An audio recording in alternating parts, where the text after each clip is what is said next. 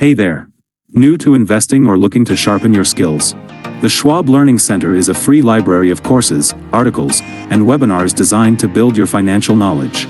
Welcome back to Guide with Samuel. Here's the simple way to use it. On Schwab.com, find the Learning Center link in the header or footer.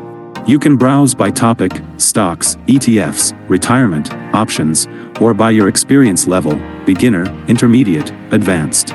They offer formatted courses with quizzes, on-demand videos, and live webinars where you can ask experts questions in real time. My crucial pro tip? Start with the Foundations of Investing path. If you're new, this curated sequence of lessons builds your knowledge logically from the ground up. Complete the courses and take the quizzes to reinforce what you've learned before moving to more complex topics. That's how you build confidence and competence as an investor, for free.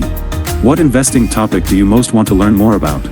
Options, retirement planning, or fund analysis? Let me know in the comments. For more guides on investor education, subscribe. Thanks for watching. I'm Samuel, and I'll see you next time.